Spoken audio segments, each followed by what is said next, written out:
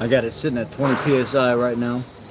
And we're gonna leave it sit there while I pull the ignition coils out and check for coolant ending up in the cylinders.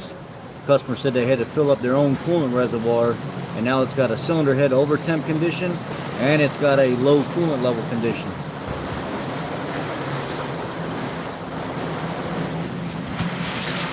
So let's pull a couple of these plugs real quick.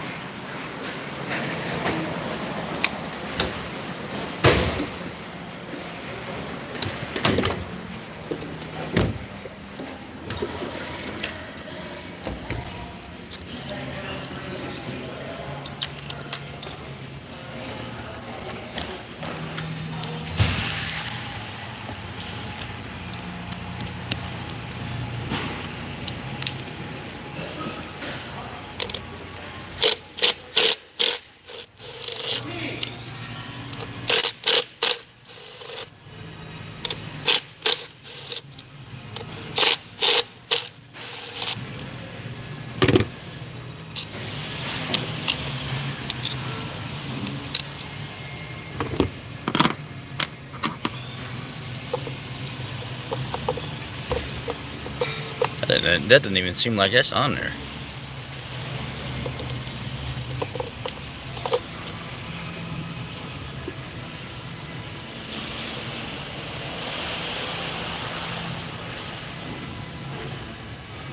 That don't even feel like it's fitting on there all the way.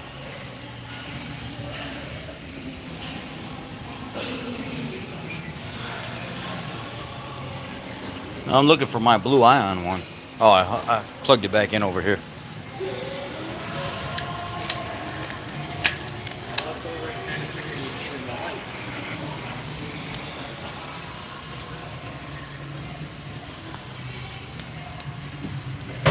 And it's leaking down in there too.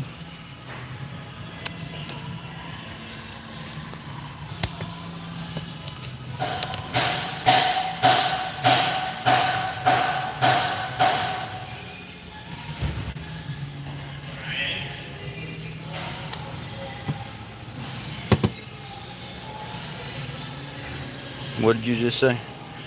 I'm a long-serving Ford tech from the UK. We don't see many 1.5s for coolant issues, mainly the 1.03 cylinder. You seem to get a fair few. I'm wondering. So we don't get the 1.0 liter 3-cylinder for coolant intrusion. We get them for the oil pumps going out because they're belt driven, and belt stretches. The tensioner can't keep enough tension on the belt.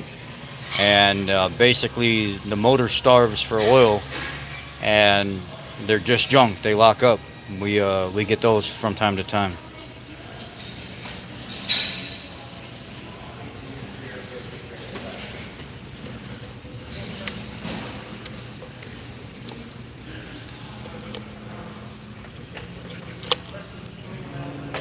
Yeah, these got oil all over the bottom of them.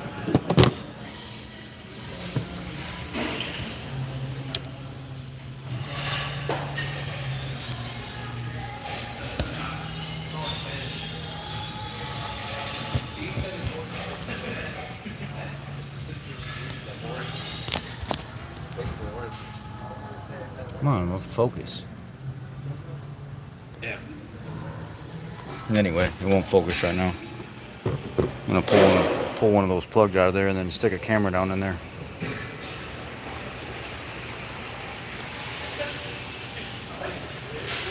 Yeah, it's not a head though.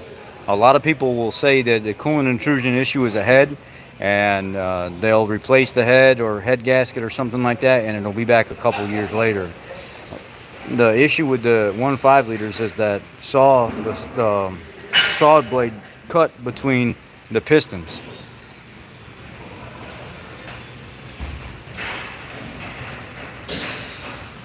Okay, so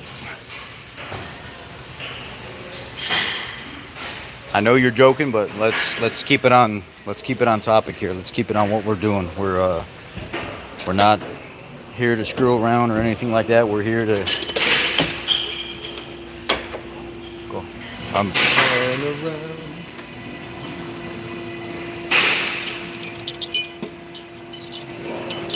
can't keep up with everything that's going in the comment section. I do this so I can show you guys what part of this is live, so you can get a feel for what we have to go through to get this done. I can't monitor all the comments and stuff while I'm doing this. I'm just trying to show you guys what goes into it. So anyway, back to what I was saying about the whole the 1.5 liter cylinder head. Some people say cylinder head. Some people say head gasket. It's not. It's not. It has nothing to do with that. You can put as many head gaskets and cylinder heads as you want, and there may be one situation where it's actually a cylinder head. Don't get me wrong. But 99.9% of the time, you're not going to fix it with a head gasket. You're not going to fix it with a head gasket and cylinder head. You need a whole short block, and everything's got to be resealed. People have tried that in the past, and it just does not work. Where?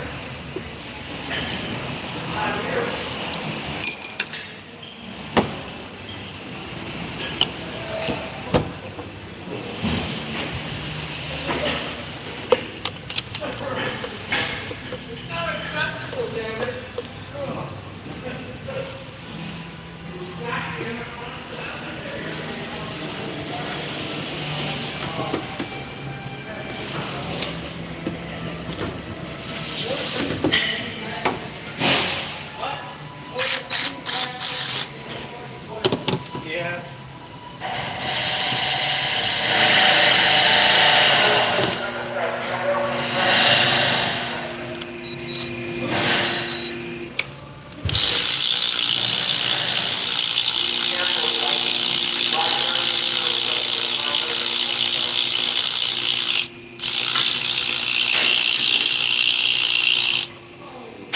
Let me set this down for a second.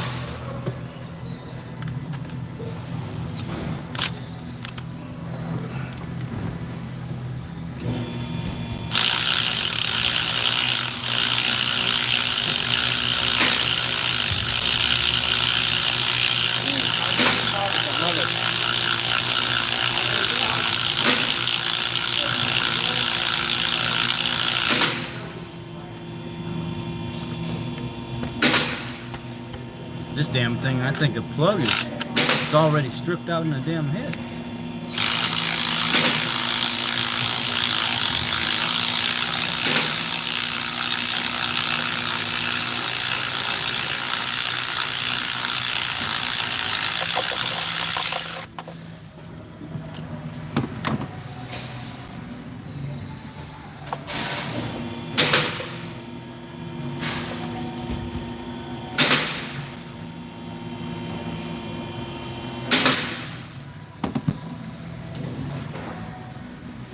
These plugs are shot.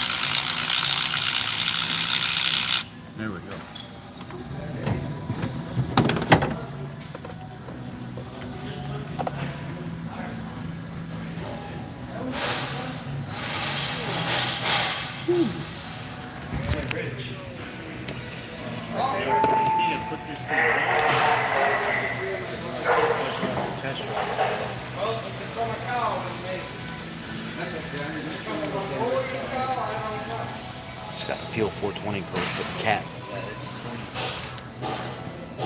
Well, hey.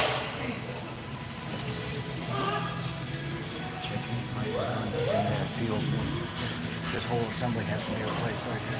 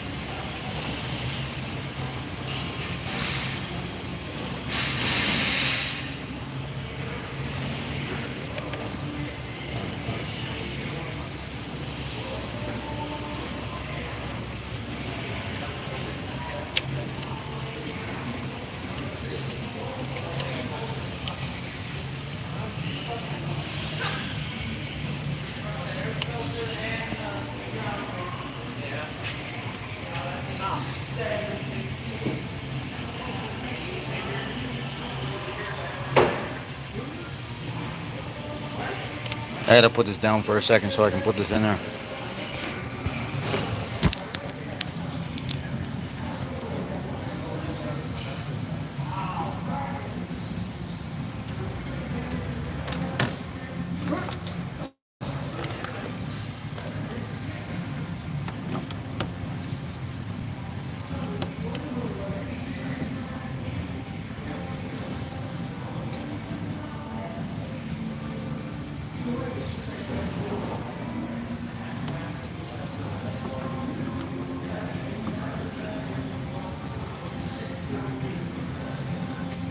Oh yeah, it's full.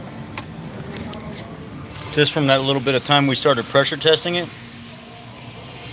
it's already accumulating fluid in the bottom of it. I'll turn it on real quick. Battery's low. I gotta charge it. Yeah, it needs a motor.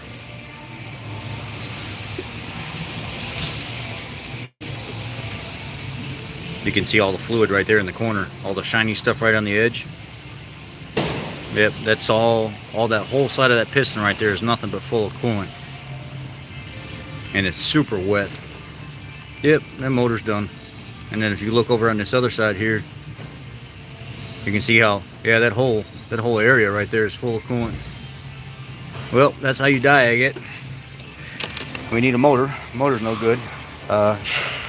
Put about 20-21 psi on the coolant system reservoir, and then pull your plugs and then monitor to see if coolant's actually accumulating down inside. And you've seen cylinder number 2, it's got coolant all over inside it, and that's hence why it had the cylinder overhead or cylinder head over temp conditioned, and it had low coolant level, and the customer had to top it off himself. So that's the diag for it. Usually it takes about a 5 or 6 hour period for more stubborn vehicles. You can like as the engine's cooling down and getting into a cold state, sometimes that'll change and it'll start leaking if it's not leaking while it's warm. A lot of times when it's real bad, you can hook it up 20-21 psi and then pull your plugs and take this cheap $50-$60. I got it on my Amazon storefront if you guys want to.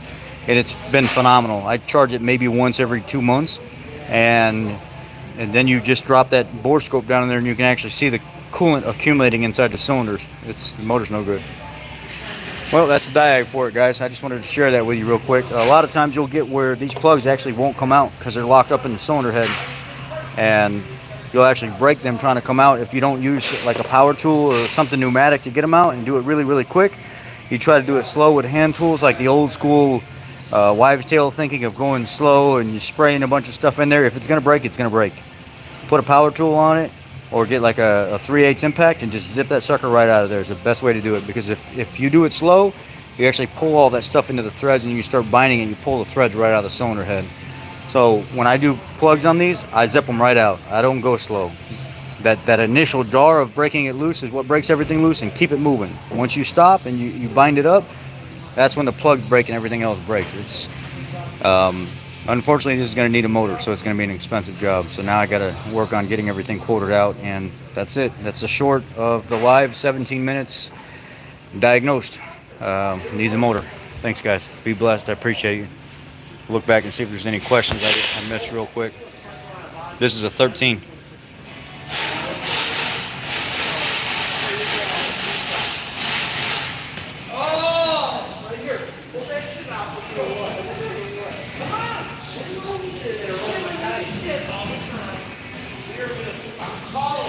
Oh, well, this is way out of warranty. This is a 13 with 130,000 miles on it. There's no way that this would be covered under warranty unless they had some kind of extended ESP.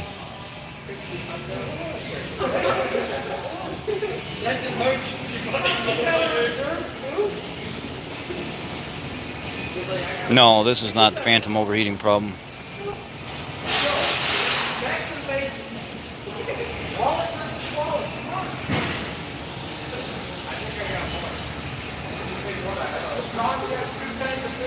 Yeah, the new 1.5s, the new 2020 motors are nice. No, all Ecoboost don't do that. The earlier model, like Ecoboost, like pre 13 or 13, 14. 13 is when you started seeing the issues pop up. 14 and 15 is when they become real prevalent, all the way up until like mid 19. And once mid 19 hit, they fixed the problem and they stopped having the issues. And then, you know, like the 2020s and stuff, there's no real issue with those. But I just wanted to take you guys through this real quick and show you just the basic way if you wanted to do it at home. This is actually a Mac tool pressure tester. I have a special adapter for the Fords because it doesn't come in most pressure testers. Fords take a special coolant adapter. Maybe it's just new vehicles in general. I can actually smell something's wrong with this coolant as well, because it doesn't even smell like coolant anymore. It smells like it's contaminated. It's beyond a sweet smell. It almost smells like a rotten smell coming out of it. So it's obviously been having some issues for a while.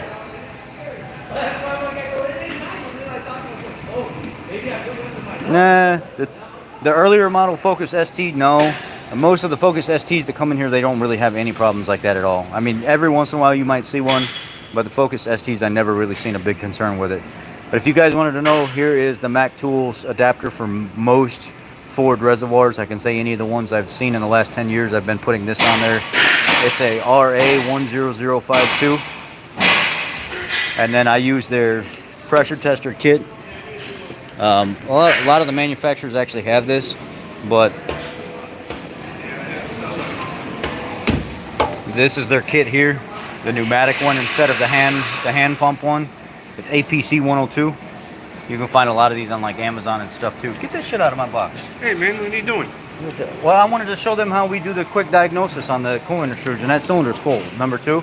Oh yeah. It's a 13 though. It's like, normally we're used to seeing like 14s and 15s and up, but this is a 13 with 130,000 miles on it, and that cylinder's just in like 2 minutes of pressure testing it, already half the piston was full of coolant. Well, you could put an engine in this one. Yeah. But this one's not going to be covered under any of the warranties or anything. It's too old. Yeah. Right.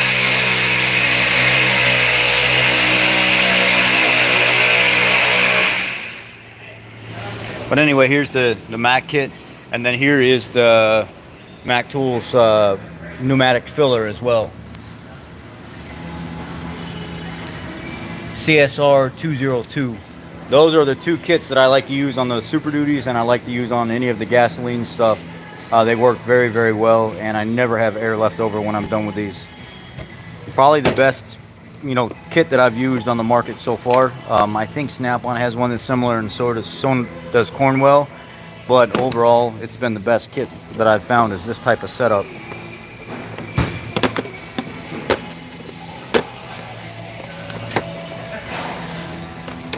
But it's expensive, you know. You're not. Don't buy it and expect to pay like, you know, 20 bucks for it or something like that. It ain't gonna happen. You know, this is like a $240 kit. If I can get the damn thing to go in there without fighting me. Don't even know how to put my own tools away.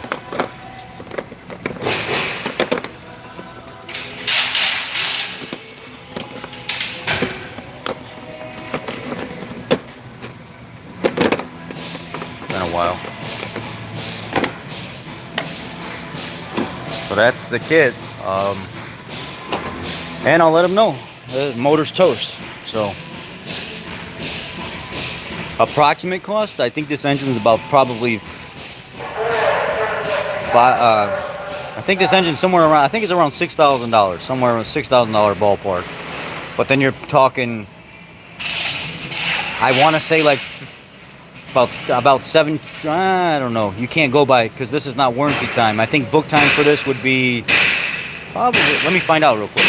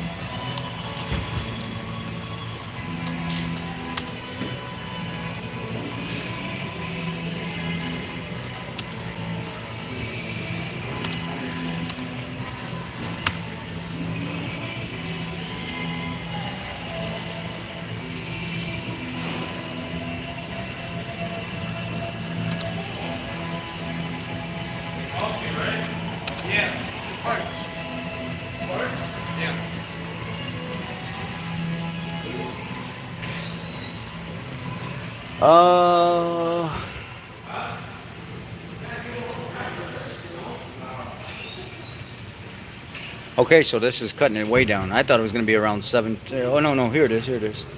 Long block, remove and replace, 17.7 hours.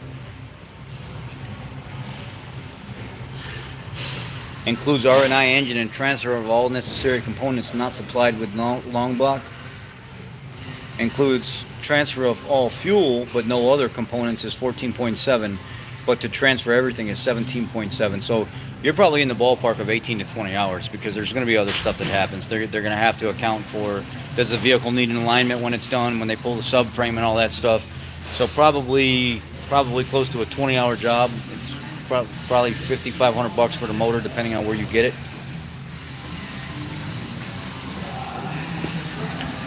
And then hopefully at 135,000 miles, you put a brand new engine in this vehicle, and then you've got a turbo that's got 135,000 miles. You'd be kind of silly not to just put the damn turbo on there when you go back together, because you're going to be asking for problems. You're going to pay more in the future. So, I mean, while you're there, freshening up everything, putting the old turbo and stuff back on it, to find out a year or two later you're putting another turbo, you'd probably kick yourself in the ass and be like, why didn't I just do that while I was there? I know it sounds silly, but I've had it happen. I put an engine in, everything's running super efficient, and then a year later, all of a sudden, the turbo's acting up, and people are having to pay me 6 hours to put a turbo in. They could have done it all when they were there and saved themselves a ton of money. No labor. Just put the new turbo on it. So you basically pay for the turbo, have it installed while the engine's out, and pay no labor to do it. It's just all standard rate. Think about that when you get this job done. This motor's condemned. That's a job well done, diagnosed, and we're going to try to figure out how we're going to go about getting a motor. So thank you guys. If you have any questions, let me know. Thank you.